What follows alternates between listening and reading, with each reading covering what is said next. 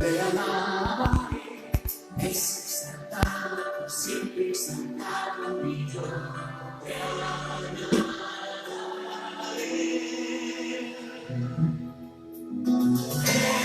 Eres Señor, por siempre reinará. Su creación en él se gozará. Es exaltado, el más exaltado es el Rey. Otra vez antes. Es exaltado, el más exaltado es el Rey. Le alabaré, es exaltado, por siempre exaltado mi Dios. Te alabaré.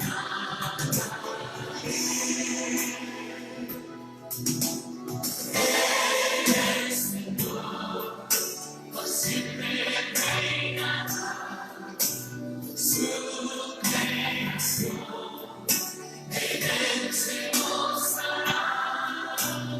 Es exaltado, el más exaltado es el Rey. Eres Señor, eres Señor, por siempre reinará.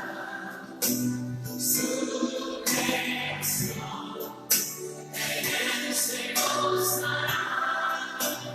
Es exaltado, el más exaltado es el Rey. Oh, es exaltado, el más exaltado es el Rey. Majestad, te adoro, majestad. Doy a Cristo toda gloria, alabanza y honor. Majestad,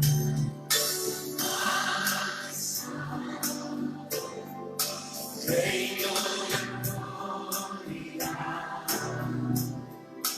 Desde tu trono fluye siempre tu majestad.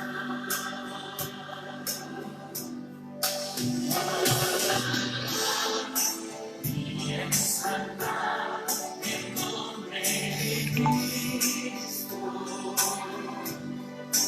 Magnificar y glorificar a Cristo el Rey. Majestad, te adoro, majestad. Aquel que murió y resucitó es Rey y Señor. Aquel que murió y resucitó es Rey y Señor.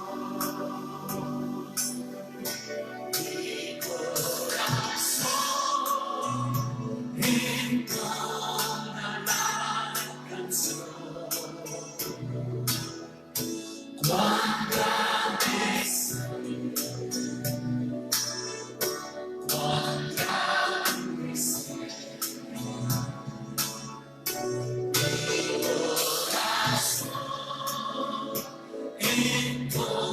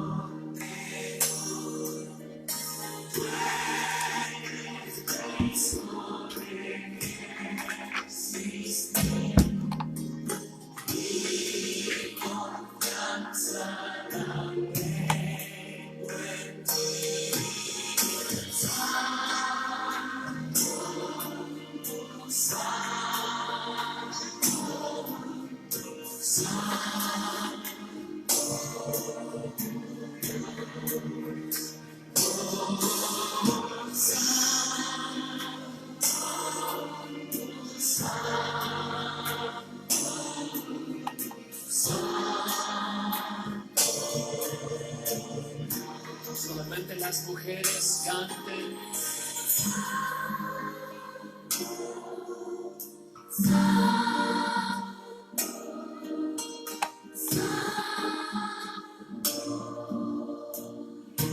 Los hermanos cantemos al Señor.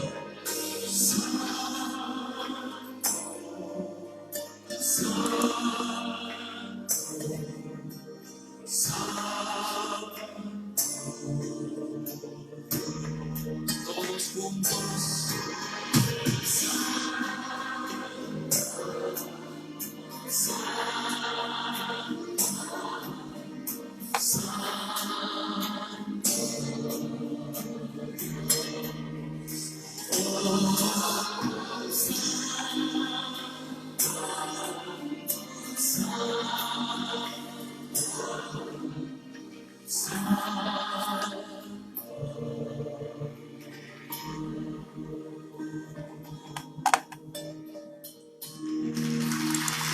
Ok, ¿qué tal?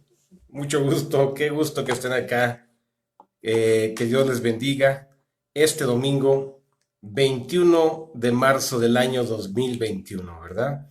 Hoy comienza la primavera, el tiempo transcurre, el tiempo pasa y pues el tiempo se puede convertir en una bendición si vivimos para Dios, porque Dios necesita tiempo para seguir transformando nuestras vidas y para poder cumplir el propósito, el anhelo, el plan, la bendición que Dios tiene para cada uno de nosotros. Es por eso que me da mucho gusto estar aquí compartiendo con ustedes. Todos sean muy, muy bienvenidos esta mañana y pues vamos a pedirle a Dios, bueno, antes que nada, vamos a mandar saludos, que me encanta saludar a todos los que se van conectando, ¿verdad? Antes que nada, bueno, Gloria, qué gusto. Un saludo a tus hijos, a tu esposo. Que Dios te bendiga abundantemente esta mañana. Y vamos a ver quién está por acá. Gabriela, desde Textiutlán, Puebla. Qué gusto, Gaby. Que Dios te bendiga. Qué gusto que estés con nosotros. Que Dios te bendiga, que Dios te guarde. Y Elcita, hola Elcita, ¿cómo estás? ¿Bien? Que Dios te bendiga. Muy bendecido día para ti, para tu hija, para Alejandra, para todos también. Muchas, muchas bendiciones de Dios. Y a ver, ¿quién está? Laura Jiménez. Hola Laurita, ¿cómo estás? Que Dios te bendiga, que Dios te guarde. Y a tus hijos, salúdame mucho a tus hijos, a tu esposo Beto también. Un saludo y que Dios te guarde y te bendiga. Marianita, ¿cómo estás? Qué gusto, ¿eh? qué gusto. Tus hijitos, un saludo, un abrazo a tu esposo también, por supuesto. Bendiciones para ti, para ellos. Y Araceli, hola Ara, ¿cómo estás? Qué gusto. Que Dios te bendiga, que Dios te guarde. Y Mari, hola Mari, qué gusto nos da, ¿eh? De verdad, qué gusto nos da que esta persona que estaba, tu tío, si no mal entendí, ya salió del hospital, se está recuperando, estuvo intubado, muy grave, pero Dios tuvo misericordia de él y de su familia, y nos da mucho gusto compartir contigo esta bendición de saber que tu tío está totalmente restaurado. Bendito sea Dios, a él sea la gloria por todo su amor y misericordia, ¿verdad? Asunción, ¿cómo estás, Asunción? Qué gusto. Saludos, por favor, a tus hijos, a tu esposo. Saludos, un abrazo. Que Dios les bendiga abundantemente. También es... hola, Agustina, ¿cómo estás? Qué gusto, qué gusto saludarte. Que Dios te bendiga y Dios te acompañe esta semana que inicia el día de hoy, ¿verdad? Por acá, ¿quién está? Toñito, ¿cómo estás, Toño Ávila? Saludos a ti, a todos los tuyos. Un abrazo fuerte. Cuídate mucho y que Dios te bendiga. También quien está por acá, Pepe Valladolid. ¿Cómo te va, amigo? Qué gusto.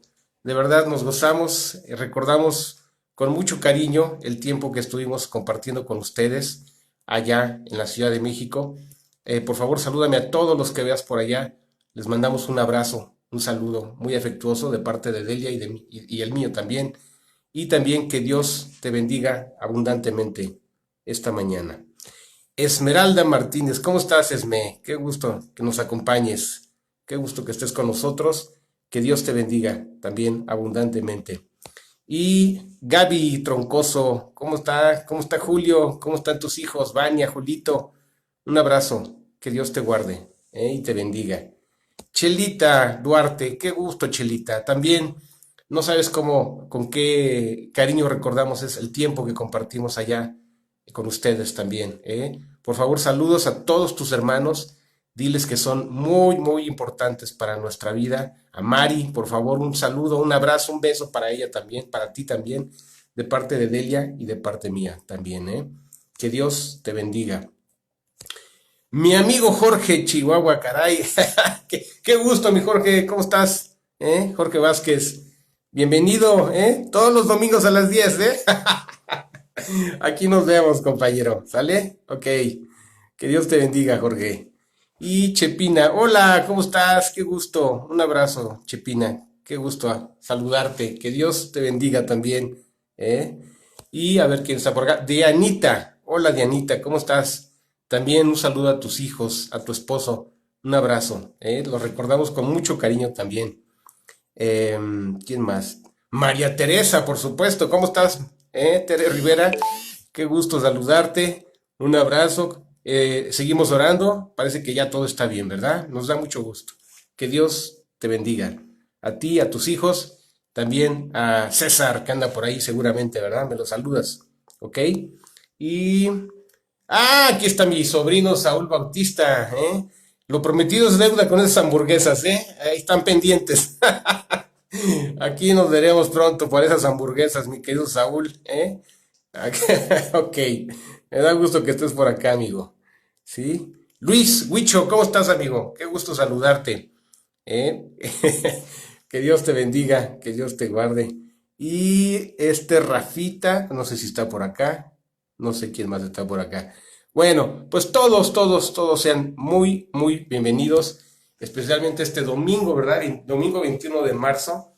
Pues así es la vida, se van cumpliendo etapas y pues te digo, Dios tiene planes preciosos si tú y yo lo buscamos, si tú y yo lo seguimos, si tú y yo le creemos. De lo demás se encarga Dios. De lo demás es una obra por gracia, una obra de misericordia, de amor para ti y para nuestras vidas, ¿verdad? Ok, amigos, bueno, pues como tú sabes, pronto va a ser Semana Santa y voy a empezar a hacer una introducción de pues esa fecha tan especial. Para nosotros es particularmente especial porque es la Pascua, ¿verdad? Fíjate que aquí sí, estas fechas, como lo he dicho, bueno, lo he compartido mucho en la célula, pero los que nos están acompañando, sí quiero remarcarlo. La Pascua se celebra a partir de la primer luna llena de primavera, ¿sí? Acuérdate que el calendario de los judíos es un calendario lunar. Cada 28 días ellos celebran un nuevo mes. Y esa situación hace que a veces cambie, se desfase, conforme a la medición del tiempo que tenemos nosotros, que es de acuerdo a la rotación del Sol sobre la traslación y la rotación del Sol, ¿verdad? Son dos formas de medir el tiempo. Pero ciertamente esta Pascua, la Pascua judía, corresponde de manera perfecta a la celebración más importante judía, que es pues el sacrificio del Cordero, ¿verdad? Que en nuestro caso conocemos perfectamente, es nuestro Señor Jesucristo. Es por eso que vamos a estar viendo algunos detalles previos a esta celebración, a este memorial en torno a Cristo, a nuestro Salvador, ¿verdad? Y memorial en el sentido de recordar su muerte, pero por supuesto también proclamar su resurrección, desde luego que sí, ¿verdad? Eso es lo más importante.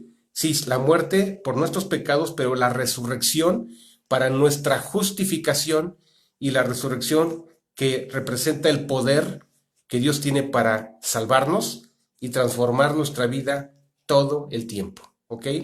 Bien, bueno, pues más o menos de esto se va a tratar esta mañana este estudio.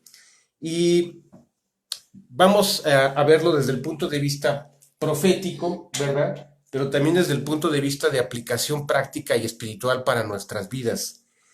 Y esta mañana el título de este estudio sería Jesús como Rey, ¿verdad? O Jesús el Rey de nuestras vidas, ¿sí?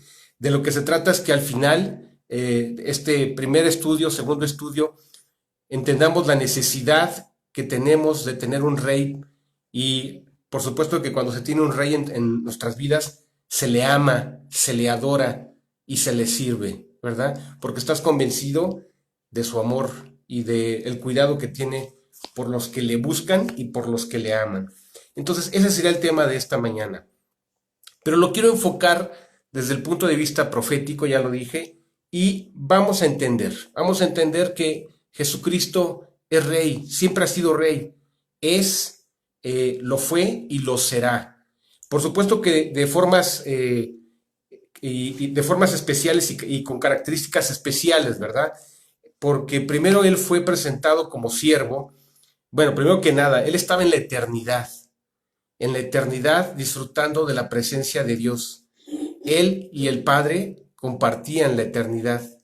Nada, absolutamente nada había sido creado y Él y el Padre estaban juntos compartiendo la felicidad, la dicha, el amor, y en esa bondad inmensa ellos contemplaron compartir el amor y compartir la bendición con alguien. Y entonces ellos diseñaron esto que conocemos como creación, ¿verdad? En esa creación estabas contemplado tú y yo, por supuesto, y en la infinita sabiduría del Padre, cuando contempló la creación, ellos estando en el trono de justicia, en el trono de verdad, en el trono eterno, ellos contemplaron que tal vez su creación o las criaturas creadas por ellos, es decir, el hombre, podría ir en contra de Dios, podría pecar.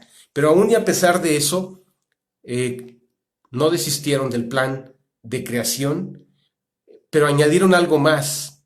Y lo que añadieron fue el plan de redención, porque en su infinita sabiduría Dios contempló que el hombre podría rebelarse, podría pecar, pero en su infinita sabiduría Dios contempló el plan de rescate, el plan de redención, el plan en el cual nuevamente el que quisiera acercarse a Dios, existió y existirá una posibilidad de poder restaurar nuestra comunión con Dios a través del perdón, pero específicamente a través del sacrificio de Cristo, ¿verdad?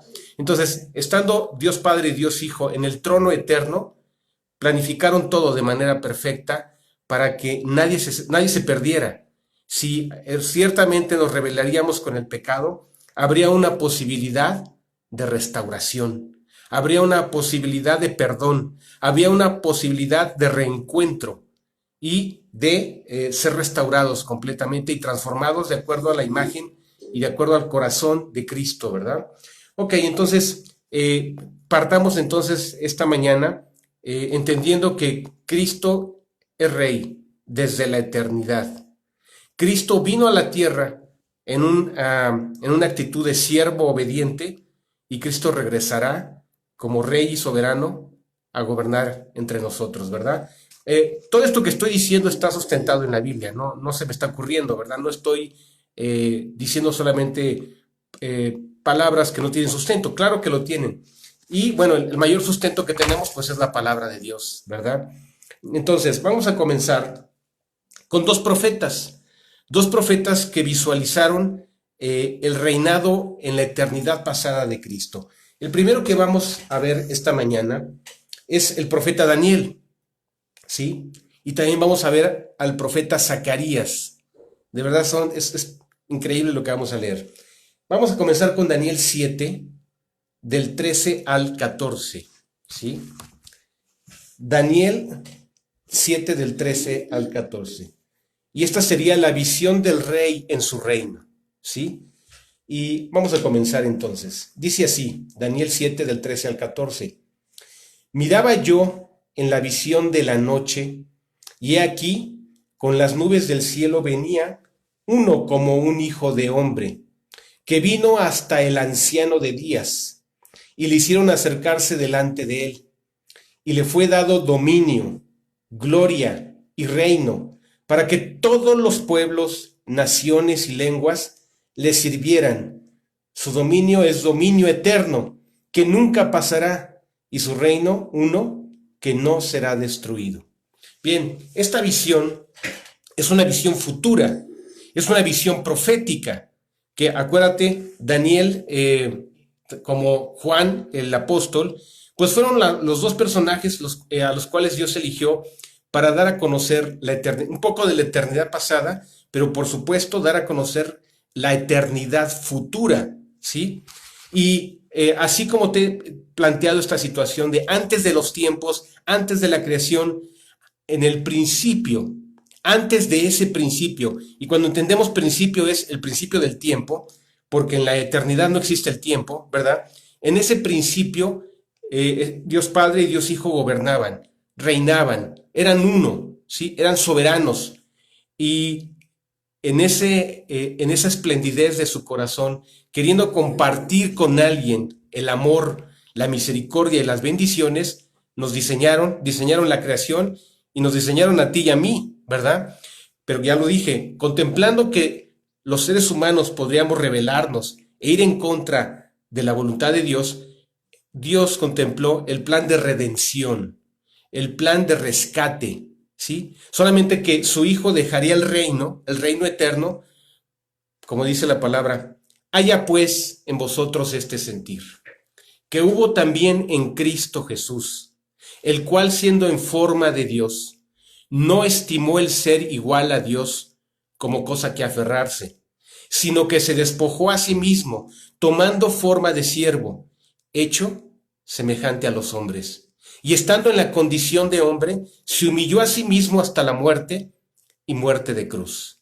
¿Te das cuenta? Él se despojó de su deidad, se despojó de su corona, se despojó de su señorío para tomar una forma humana y entonces, estando en igualdad, como tú y yo, con la salvedad de que Él nunca conoció pecado ni mentira, ¿sí? Vino a morir por nosotros.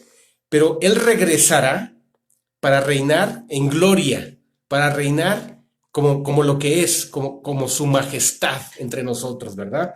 Entonces, esto que acabamos de leer del profeta Daniel es exactamente esa visión futura, esa visión del reinado eterno del Mesías. Y lo dice de manera perfecta, dice aquí que le fue dado dominio, gloria, reino, para que todos los pueblos, naciones y lenguas le sirvieran. Su dominio es dominio eterno, que nunca pasará, y su reino uno, que no será destruido. ¿Sabes qué estamos viendo? El futuro. Pero más allá del futuro, estamos viendo la eternidad futura de el glorioso reinado de Jesús de Jesucristo Mesías, de Jesucristo Príncipe, de Jesucristo Rey, reinando en su segunda venida en la tierra, ¿verdad? ¿Durará cuánto tiempo? 1000 años. Nos dice perfectamente la Biblia que son 1000 años de su reinado, en el cual Él restaurará todas las cosas. Si hoy estamos viendo una degradación plena, una destrucción, una autodestrucción a partir de pues estas leyes que se están implementando, ¿verdad? De todo tipo, que son contra natura, contra la vida, contra lo bueno, contra todo lo establecido, rompiendo pactos de vida, rompiendo pactos sempiternos, se llama así. Pues imagínate, Dios, no te preocupes, Dios volverá a poner en control todas las cosas que hoy el hombre, por su maldad, por su pecado, todos los días está destruyendo, ¿verdad? Disfrazándolo de lo que quieras, de derechos, de nuevas formas de ver la vida, de... ¿Qué más? Han inventado algunos conceptos que no existían, género, por ejemplo, eso no existía, eso no existe, una persona no tiene género, una persona tiene sexo, ¿verdad? Que lo define, ¿sí? Pero esta situación pues es un cambio de esos valores y esos principios y esas leyes sempiternas que Dios estableció, ¿ok? Bueno, entonces esta es la visión futura que nos dice Daniel, ¿verdad?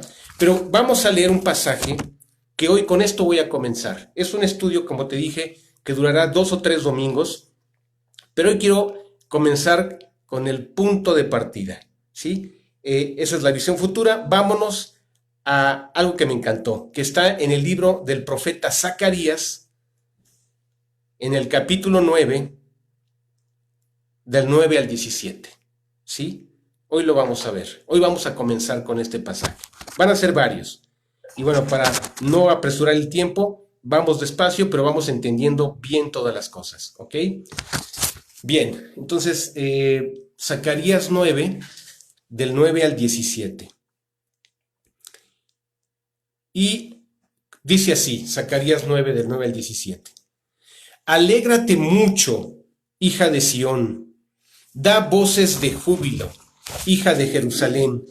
He aquí, tu rey vendrá a ti, justo y salvador, humilde, y cabalgando sobre un asno, sobre un pollino, hijo de asna.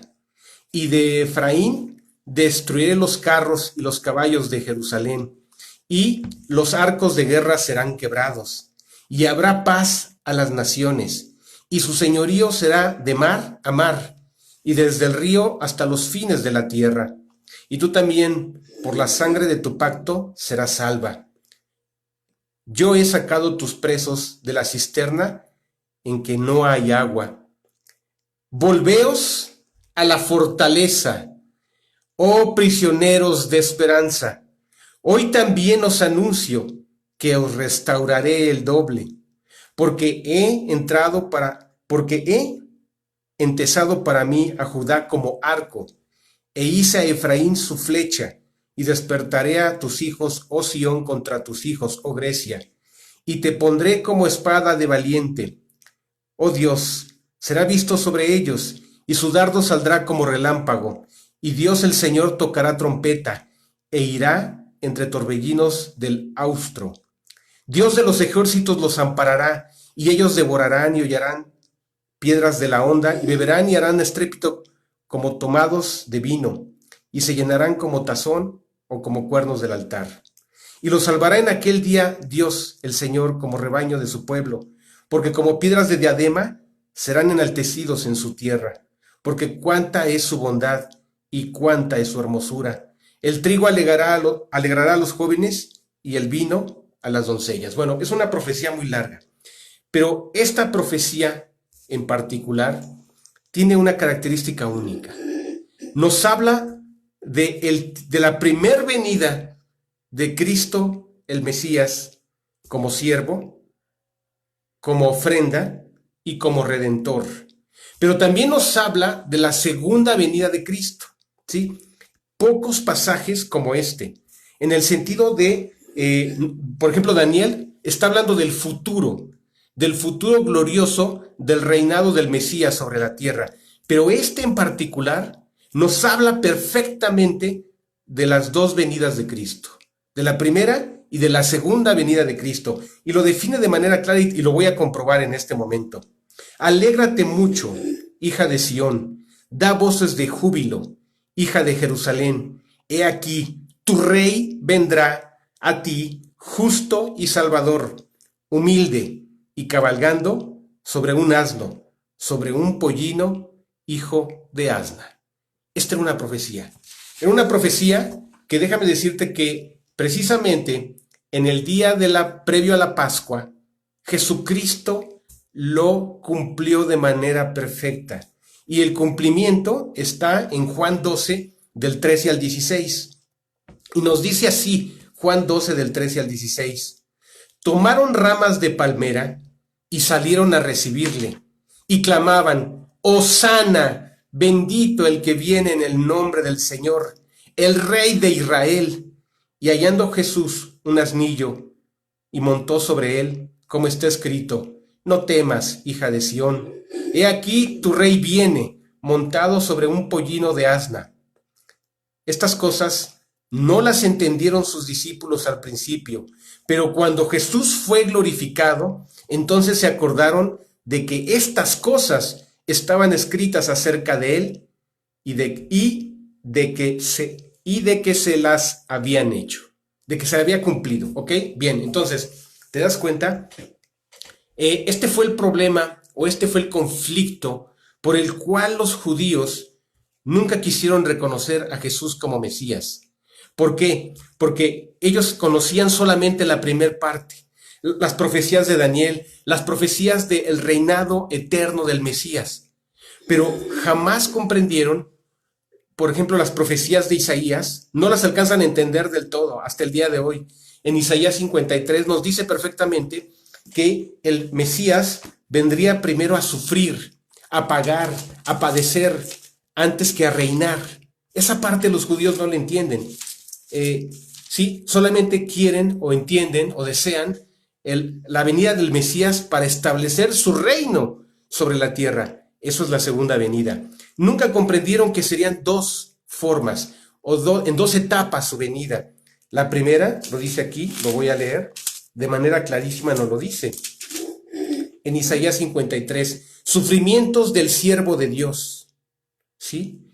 En su primer venida, dice Isaías 53, despreciado, aquí está, voy a leer desde el 53:1. ¿Quién ha creído a nuestro anuncio? ¿Y sobre quién se ha manifestado el brazo de Dios? Subirá cual renuevo delante de él y como raíz de tierra seca. No hay parecer en él ni hermosura. Lo veremos más inatractivo para que le deseemos.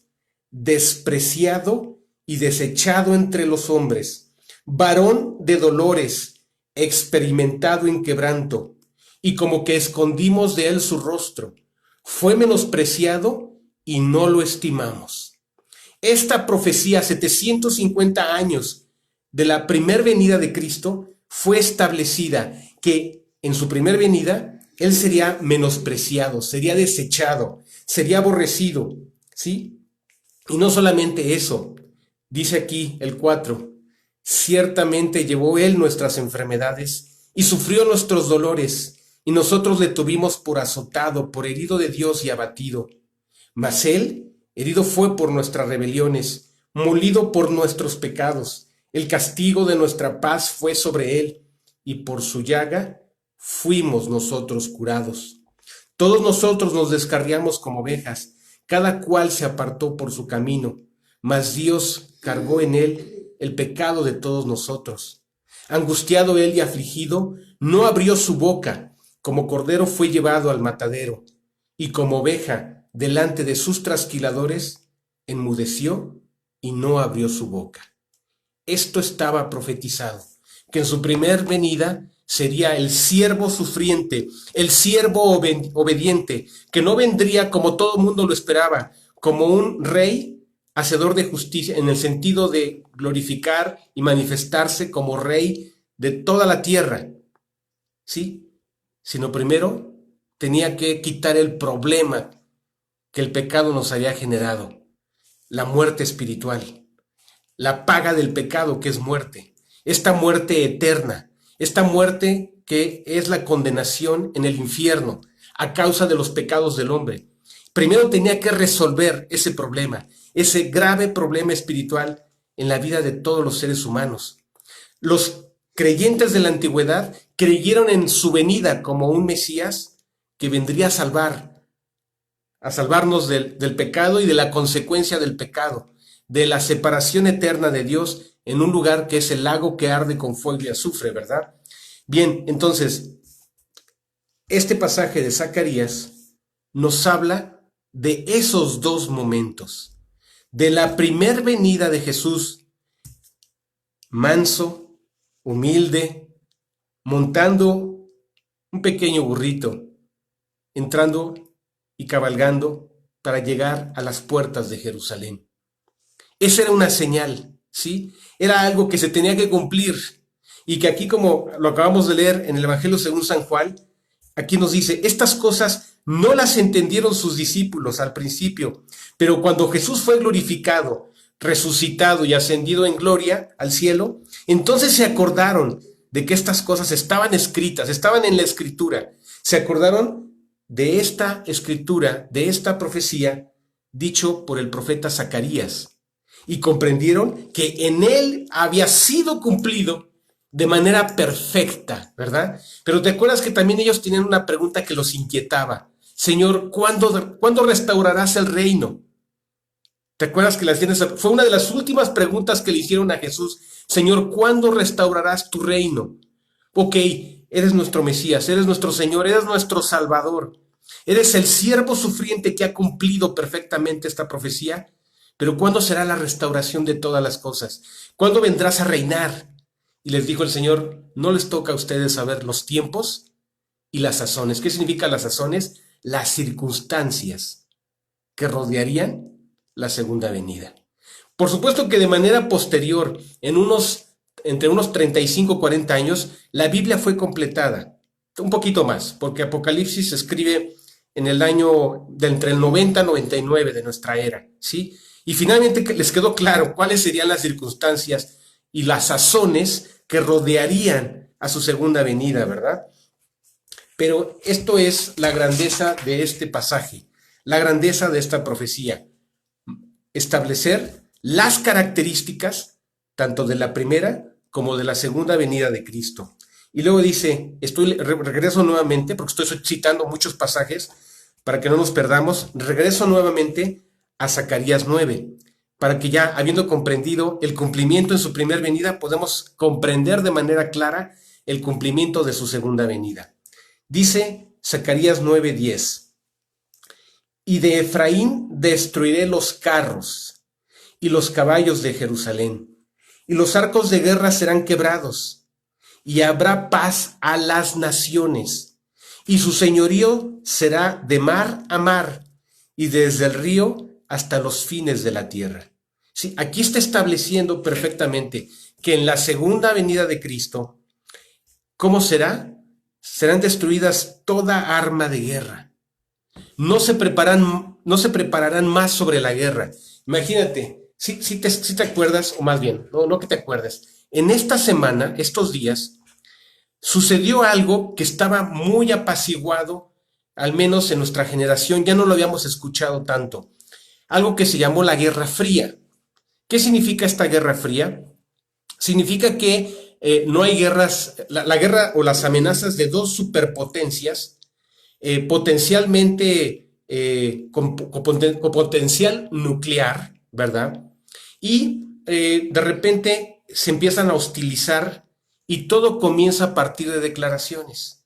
En la Guerra Fría, después de la Segunda Guerra Mundial, no fue una guerra caliente en el sentido de bombazos de guerras, ¿verdad?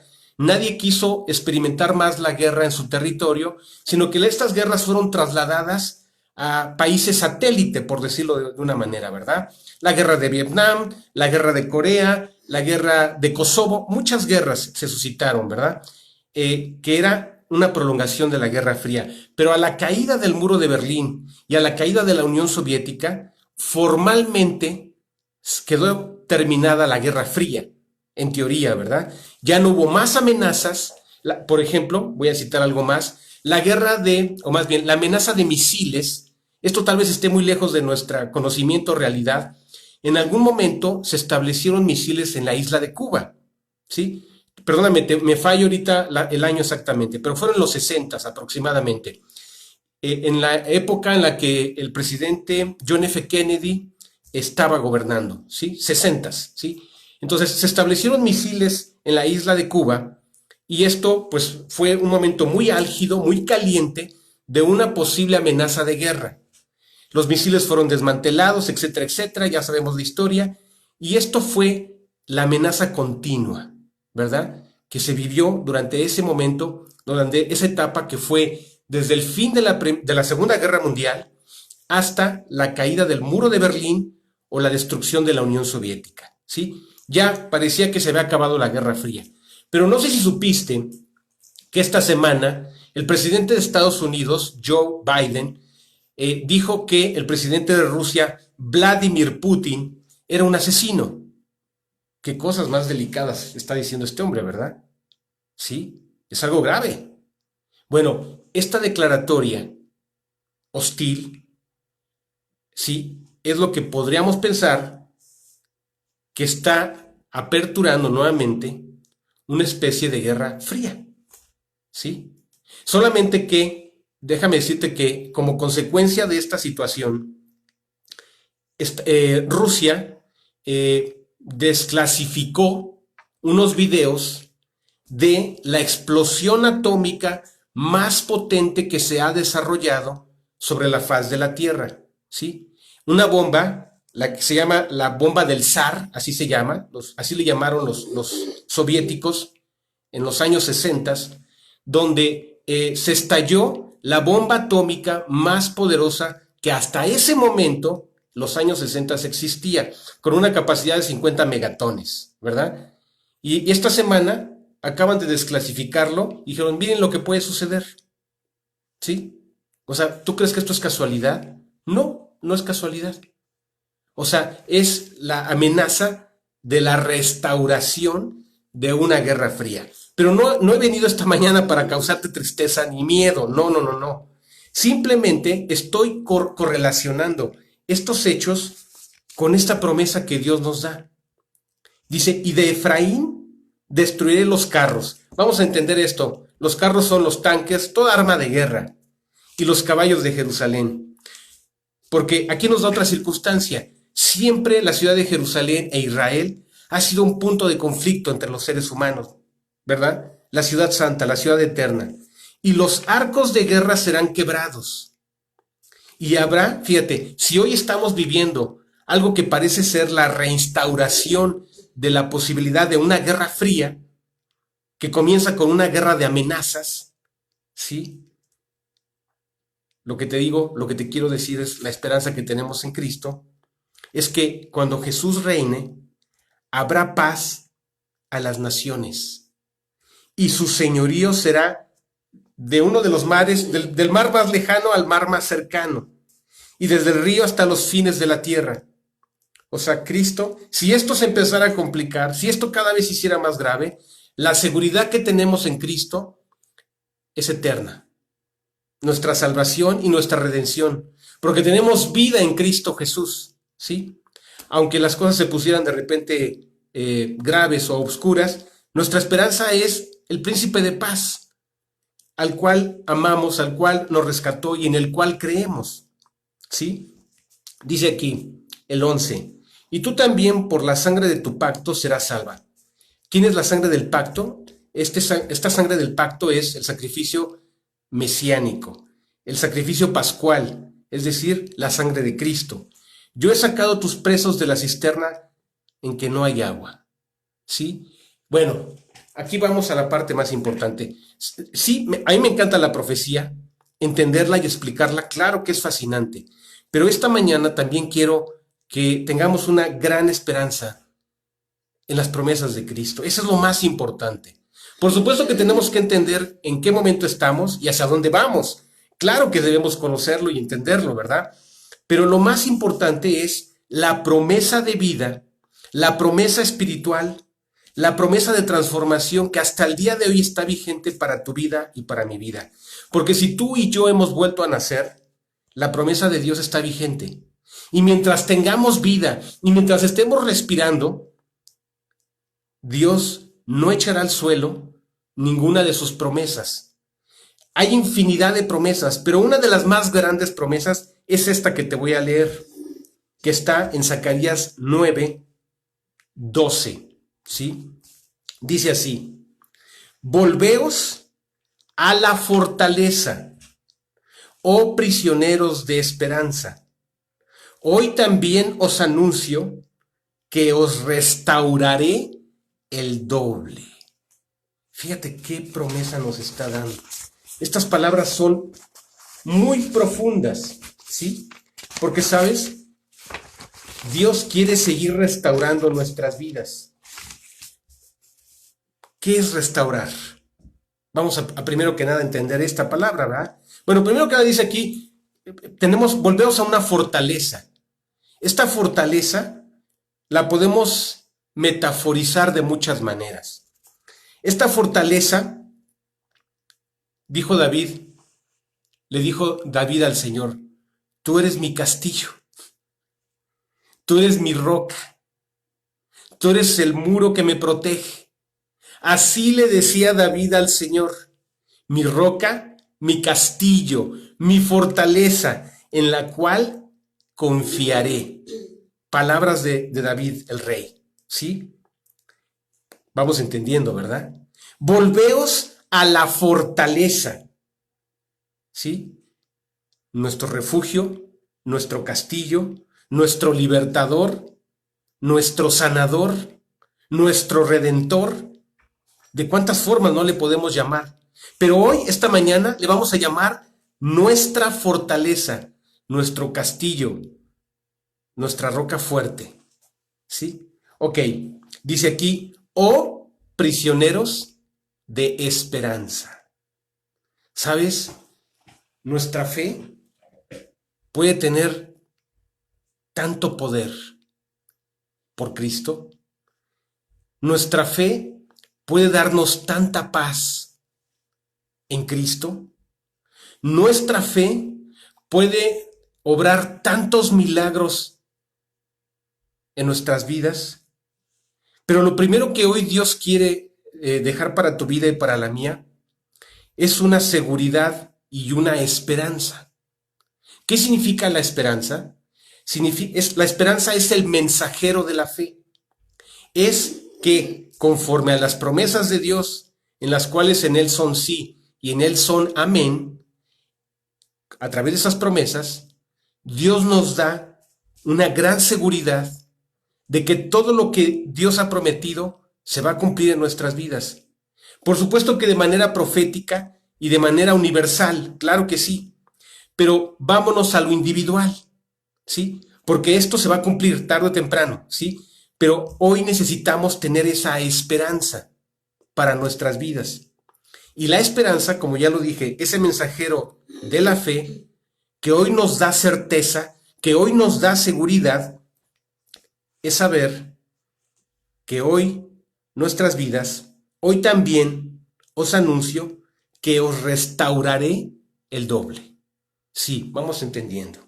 La restauración es un arreglo de los desperfectos de una obra de arte, de un edificio o de una cosa. En este momento la cosa sería, bueno, perdóname, no, por decirlo de una manera, no es cosa, es nuestra vida, ¿sí?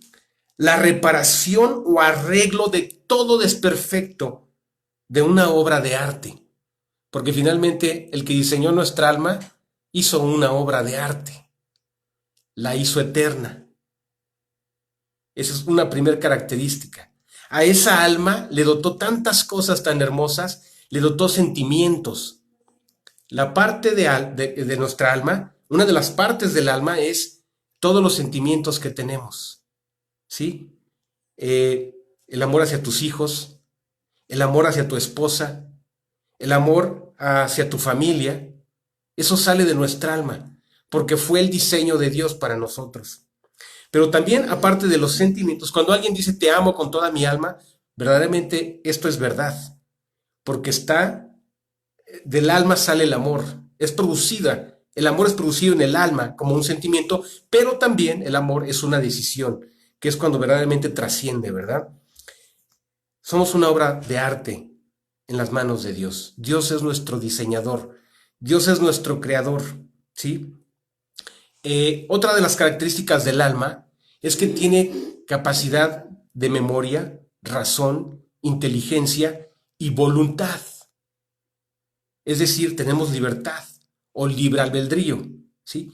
Pero ese libre albedrío, en su utilización más correcta, no es para pecar, sino la utilización del libre albedrío de manera más eficaz, efectiva y correcto es decidir creer en Jesucristo como nuestro Salvador.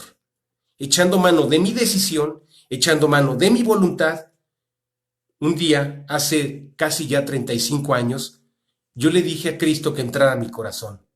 Le dije, Señor, sí te necesito como Salvador, sí te necesito como Señor y quiero que entres a mi corazón, ¿sí? A partir de ese libre albedrío. Así como ese libre albedrío me llevó a tomar decisiones pecaminosas en contra de Dios, hace 35 años, con mi decisión, a través de la fe, recibí a Cristo como Señor y Salvador, ¿sí? Entonces, sí somos una obra de arte en las manos de Dios. Así Dios nos ve como obras preciosas, como obras que sin duda, a causa del pecado, a causa de nuestra maldad, ¿sí? Se fueron desgastando, se fueron destruyendo. No sé si te ha tocado entrar a algunas edificios, ¿verdad? Del barroco, ¿verdad? Aquí que estamos en Puebla, ¿verdad? Algunas construcciones barrocas que sin duda son obras hermosas, pero a causa del tiempo, de la degradación, del polvo y lo que quieras, se van desgastando y hasta llegan a tener un color opaco y a veces hasta negro o oscuro, ¿verdad? Esa obra necesita ser restaurada. Bueno, déjame decirte que Dios quiere que si tú y yo hemos vuelto a nacer, siempre volvamos a esa fortaleza, a la fortaleza que es Él mismo, y que quedemos aprisionados en una esperanza, en este anuncio que Dios está haciendo, la esperanza y la promesa de seguir restaurando nuestras vidas. Acá, ¿por qué? ¿Por qué restaurando? Porque ciertamente el pecado nos destruyó. Ciertamente el pecado nos quitó afectos naturales. Y déjame explicártelo así. Cuando una persona decide alcoholizarse y perderse en el alcohol, ¿ama su vida? Por supuesto que no. ¿Sabes por qué no ama su vida?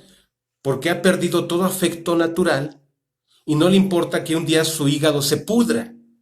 No le importa que un día tenga cirrosis hepática, por ejemplo, ¿verdad? Entonces, no tiene amor natural, no tiene un afecto natural. Esta restauración consiste en restaurar no solamente físicamente el cuerpo, sino dotarle a esa persona un afecto natural para ya no destruir su vida, para ya no ser egoísta. Es un simple ejemplo por el alcohol. Podrían ser las drogas, podrían ser vicios, o podrían ser cosas contra natura. Podría ser la cosa que quieras. Pero Dios nos va restaurando para poner el afecto natural que el pecado nos roba. El ladrón no viene sino para hurtar, para matar y para destruir, dice la Biblia. Yo he venido para que tengan vida y para que la tengan en abundancia. Si una persona es iracunda, si una persona se deja llevar por la ira y no mide las consecuencias, bueno, pues potencialmente es una persona peligrosa, ¿verdad? ¿Por qué? Porque la ira es un pecado que ha destruido su alma, pero Dios nuevamente restaura la vida del que tiene a Cristo en su corazón y entonces le da un afecto natural por su vida para que deje de tener ese ánimo colérico, iracundo, ¿verdad? Y así podríamos hablar de muchos ejemplos del egoísmo, ¿no? Alguien egoísta no es que ame su vida, es que tiene una obsesión compulsiva por querer ser siempre el primero, el mejor, está desequilibrado en un amor exacerbado que lo lleva a imaginar cosas que ni siquiera tiene o que ni siquiera es, ¿verdad? Esto se llama soberbia, esto se llama petulancia, ¿sí? Altivez de corazón. Entonces, Dios, al de corazón altivo y petulante, le da el equilibrio para amar su vida en la justa medida, para que nadie tenga un concepto más alto del que deba tener, sino que aprecie su vida a partir del amor que Dios tiene por ella, de la compasión y misericordia y de los dones y de los frutos que Dios puede producir en nosotros. Porque, ¿sabes? Lo que se trata es que entendamos que somos vasijas de barro o somos un frasco que contiene un perfume, que en sí un frasco pues simplemente es un simple contenedor, pero vale por el perfume exquisito que contiene ese vaso de alabastro, por ejemplo, ¿verdad? El alabastro es un cristal de roca muy, muy bonito, así como el que rompió la mujer para ungir los pies de Jesucristo, exactamente así. Somos vasos que contenemos ahora un perfume que se llama Jesucristo, ¿sí? Entonces nadie tenga más allá, un concepto más allá del que deba de tener, sino piense de sí con cordura, dice la palabra. Entonces, esa restauración es poner en equilibrio, dar el justo balance de quiénes somos, pero sobre todo de quién es Dios y de cómo nos ama y de cómo nos valora. Nuestras vidas, ciertamente nadie de ninguno de nosotros es noble o algo por el estilo, pero ciertamente al tener a Cristo en nuestro corazón, nos convertimos en hijos del Rey, en hijos del Eterno, en hijos de Dios, ¿verdad? Y entonces comprendemos que esto no es de nosotros mismos, sino que lo hemos recibido a través de esa restauración que viene de parte de Dios. Volveos a la fortaleza, oh prisioneros de esperanza. Hoy también os anuncio que os restauraré el doble. Y no solamente que nos va a recuperar todo lo que perdimos con el pecado, ¿sí? Hoy especialmente he enfatizado mucho acerca del amor natural, del amor correcto hacia nuestras vidas, sino que también Dios quiere darnos grandes bendiciones, porque cosas que ojo no vio, ni oído yo, ni han subido a corazón de hombre, son las que Dios tiene preparados para los que le aman. O sea, no solamente nos va a dejar en el punto inicial, en el punto original, sino nos va a enriquecer con más dones, con más bendiciones, con más gracias, para superar nuestros límites, por la gracia de Dios. Esa es la diferencia, ¿sí? Dios nos da ese equilibrio, ¿sí? Porque, ¿sabes? Lo que Dios quiere es que tengamos su corazón. Y si algo me agradó de esto que leímos del pasaje de Juan, es cómo llegó Jesucristo en su primer venida. Aquí nos lo dice de manera perfecta. He aquí, dice aquí, he aquí, tu rey viene montado sobre un pollino de asna, ¿sí? Manso, perdón, está acá. Alégrate mucho, está en Zacarías, el que leí. Alégrate mucho, hija de Sión, da voces de júbilo. He aquí, tu rey vendrá a ti justo, salvador, humilde. Eso es lo que necesitamos, ¿verdad? La humildad de Cristo, ¿sí? Comencé esta mañana citando un pasaje, ¿verdad?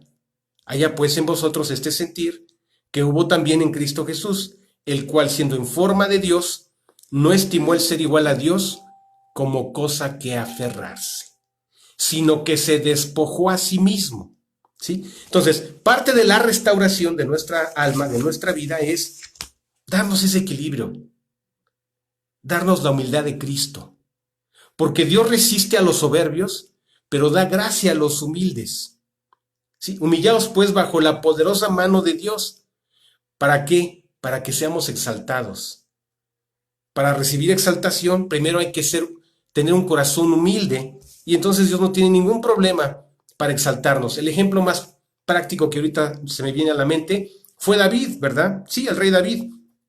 Antes de llegar a ser rey, ¿qué era? Era un caporal, era un un peón de campo, ¿verdad?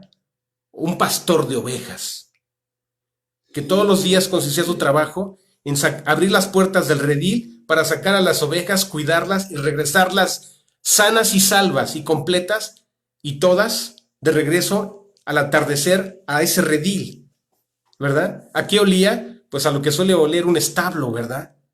Sin embargo, él tuvo ese corazón humilde, y con ese corazón humilde, Dios lo exaltó para ser el rey de Israel. ¿Te das cuenta? Parte de la restauración de nuestras vidas es tener ese corazón humilde, ¿sí? Ese corazón obediente, dice también manso, pero que vamos a decir manso y humilde. Bueno, la humildad creo que lo vamos entendiendo, pero esa mansedumbre, ¿qué significa? Bueno, la mansedumbre significa obediencia, ¿verdad?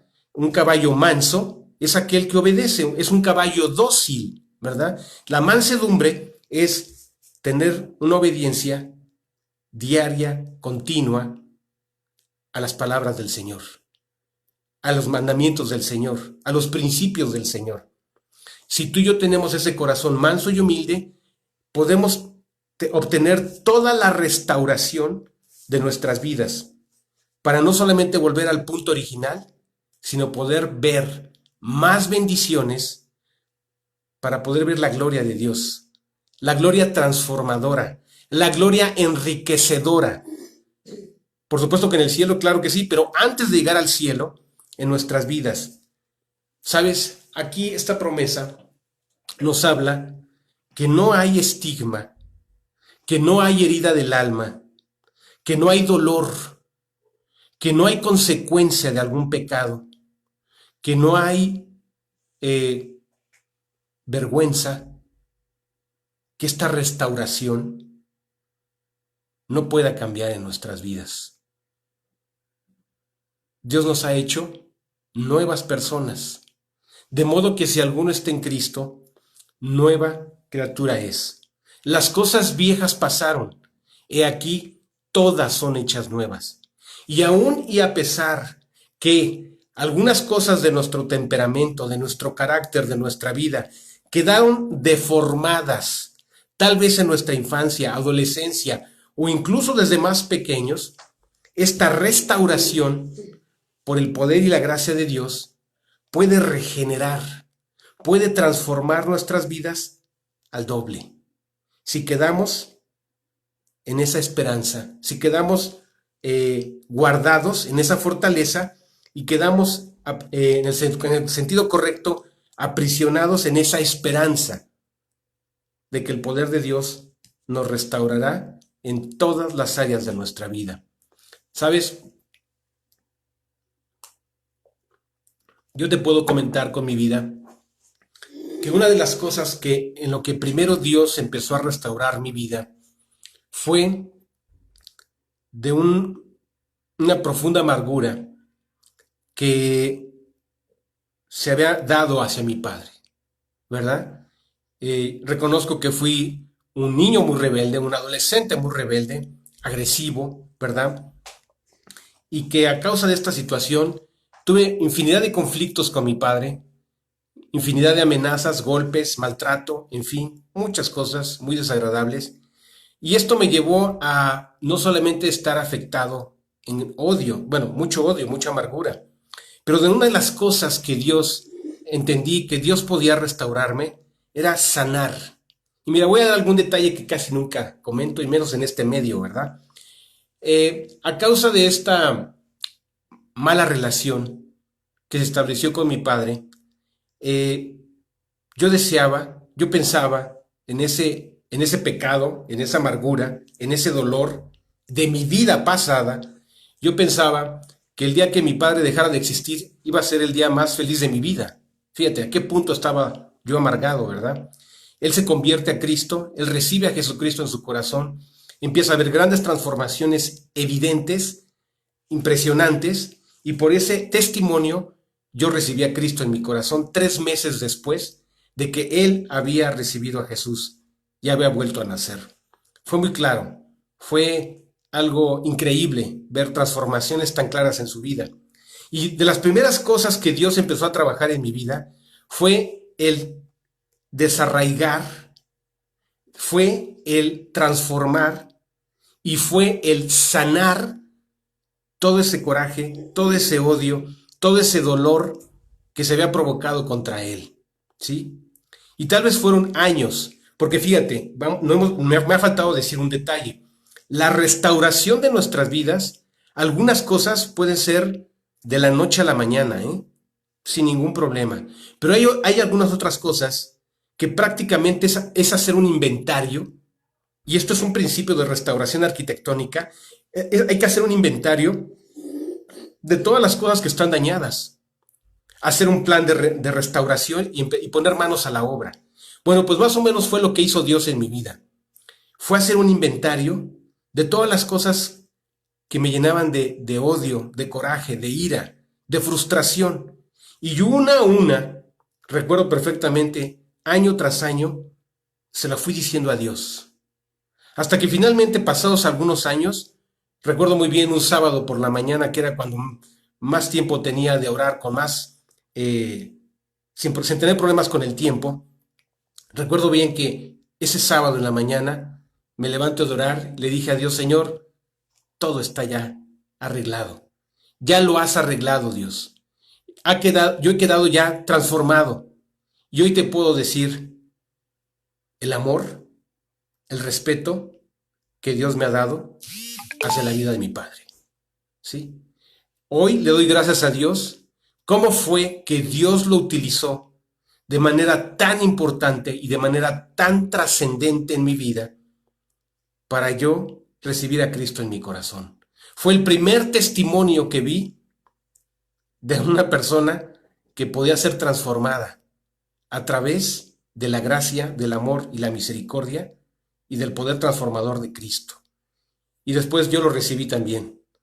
Y la transformación que recibí fue ya no tener más esos odios, ya no tener más esas amarguras y esos resentimientos y algo más, esos deseos de venganza que le daban vueltas a mi cabeza, ¿sí? Gracias a Dios. A Dios sea la gloria, a Dios sea la honra, porque hoy Dios nos quiere restaurar al doble, en todas las cosas, ¿sí? Hoy quiere restaurar nuestros temperamentos, quiere restaurar nuestro egoísmo, quiere restaurar vicios, hábitos destructivos, quiere transformar lo más torcido de nuestras vidas, porque Dios sí tiene ese poder para regenerar y restaurar al doble, ¿sí? Ok, entonces, por eso es rey, por eso es príncipe, por eso es Señor, por eso nos da esa esperanza, ¿verdad? Ok, bien. Dice el 13, el pasaje que estamos leyendo es Zacarías 9, ahora vamos al 13. Porque he entesado para mí a Judá como arco, e hice a Efraín flecha, y despertaré a tus hijos, oh Sión, contra tus hijos, oh Grecia. Esto me llamó mucho la atención, y te pondré como espada de valiente. Mira, generalmente Grecia, vamos entendiéndolo así, representa a los gentiles. De hecho, fíjate, no en un lenguaje espiritual, sino hasta en un lenguaje histórico, se dice que Grecia es la cuna de la civilización occidental. Los pensamientos que hoy gobiernan al mundo, en buena medida, son los pensamientos que se dieron en la filosofía de los griegos hasta este día. La democracia, todo este tipo de cosas, ¿verdad? Es parte de la división de poderes, no sé, tantas cosas provienen. El derecho proviene de todas estas cosas de la cultura griega. Bueno, pues cuando habla aquí de que este sistema, podemos decir entonces que Grecia representa al mundo. Grecia representa al sistema de cosas, a este sistema de cosas que Dios le llama mundo en forma espiritual, ¿sí? Bueno, pues finalmente será quitado esa forma de pensamiento, ¿verdad? Filosófico, de la forma como le quieras ver desde cualquier ámbito del conocimiento, para entonces establecer los principios espirituales de Cristo y establecer su gobierno desde el monte Sión. El monte Sión, vamos a entender que, con este ejemplo, que la Ciudad de México tiene un corazón que se llama centro histórico, ¿sí? Pues exactamente así. Jerusalén tiene un corazón o centro histórico que se llama Sión, que exactamente es la explanada del templo, que es una cosa de dimensiones muy grandes, ¿verdad? Eh, bueno, esto significa que se establecerá el pensamiento espiritual, el pensamiento eterno del Mesías, y será quitado el pensamiento mundano, el sistema mundano. Eso significa lo que acabamos de leer. Y Dios será visto sobre ellos, y su dardo saldrá como relámpago, y Dios el Señor tocará trompeta e irá entre torbellinos del austro. Dios de los ejércitos los amparará, y ellos devorarán y hollarán las piedras de la honda, y beberán y harán estrépito como tomados de vino, y se llenará con tazón y como cuernos del altar. ¿Qué significa esto? Que finalmente Cristo reinará desde Jerusalén en su segunda venida, ¿verdad? Y establecerá sus nuevas leyes, ¿sí? Las leyes del reino. Las bienaventuranzas es el modelo de justicia que Él establecerá en su segunda venida, ¿verdad? Oíste que fue dicho, no cometerás adulterio, pero yo os digo que cualquiera que mira a una mujer para codiciarla, ya adulteró con ella en su corazón. Eso se instaurará en su reino de justicia, en su reino que durará 1000 años, ¿sí? Sobre la tierra. No, sería dar muchos detalles, pero bueno, hoy, esta mañana, quiero quedarme con esto que es lo más importante. Ver nuestra restauración, ¿sí? Vamos a entenderlo. Si los profetas nos han dicho, Daniel habló del futuro, Zacarías habló de la primera y segunda venida del Mesías, ¿en dónde estamos en este momento? Bueno, pues estamos exactamente en medio, ¿sí? Ya no vemos las cosas como Zacarías lo vio, como Zacarías profetizó uno de los detalles, porque son muchos detalles, ¿verdad? De cómo sería el arribo en la primera venida del Mesías, ¿verdad? Para Isaías le da muchos detalles, también lo leí, de los detalles de cómo sería el siervo sufriente, que sería sacrificado, que sería desechado, que sería menospreciado y no reconocido como Mesías para los judíos en esa primera venida. Nosotros, que somos la iglesia, lo hemos creído, lo hemos recibido y hoy somos parte del cuerpo de Cristo, ¿sí? ¿Y cómo estaríamos entonces en medio entre la primera venida y la segunda venida? Estamos en medio y esta promesa de restauración es especialmente para nosotros como una fuente de esperanza, como una fuente de vida. Es por eso que yo te pido que animes tu corazón, que levantes tus ojos y le pidas a Dios y le pidamos a Dios que nos restaure, que nos siga restaurando hasta que Él nos llame a cuentas delante de su presencia. ¿Ok? Bueno, pues como les dije, es un estudio muy largo. Esto es apenas el comienzo. La idea es que de aquí a Semana Santa, pues hayamos concluido, ¿verdad? Este pasaje, ¿ok? Y estos pasajes más bien. Bueno, le voy a pedir a mi compañera, que siempre está aquí, que siempre me acompaña, que terminemos dándole gracias a Dios, especialmente para que Dios siga restaurando nuestras vidas. Me faltó explicar algo, ¿eh? Nos restaura a partir de la fe, por supuesto que sí. Nos restaura a partir de sus promesas, porque Él nos ha dado grandes y preciosísimas promesas. Nos restaura a través de la paciencia, porque Dios necesita tiempo. Cada mañana, cada día, puede ser un día utilizado para ser restaurado, pero principalmente nos restaura porque nos ama. Nos restaura porque tiene paciencia, porque tiene misericordia para seguir en esta restauración. Es por eso que yo te digo, no te canses de hacer el bien, no te canses de buscarlo, para que Dios siga restaurando nuestras vidas. ¿Quieres darle gracias a Dios? Vamos a orar.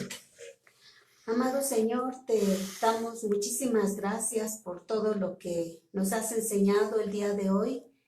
Gracias porque en este pasaje de Zacarías 9 nos has prometido que tenemos una esperanza, Señor. Y esa esperanza es que estemos como estemos, tú has prometido restaurar nuestra vida y restaurarla al doble, Señor. Gracias porque lo hemos experimentado a través de todos estos años de haberte conocido y sabemos que el que comenzó en nosotros la buena obra la va a perfeccionar hasta el día de Jesucristo. Y sabemos que en la vida cristiana es como una carrera que nos vas restaurando poco a poco y algún día nos perfeccionarás, Señor, cuando estemos ante tu presencia. Te damos muchas gracias por esta mañana y te pedimos que bendigas a cada familia de los que están conectados y que nos protejas, Señor, como un escudo alrededor de nosotros. Guárdanos de todo mal, Señor. Te lo pedimos en el nombre de nuestro Salvador Jesucristo. Amén. Amén, Señor. Queridos amigos, que Dios les bendiga. Nos vemos, primero Dios, la próxima semana. Hasta pronto.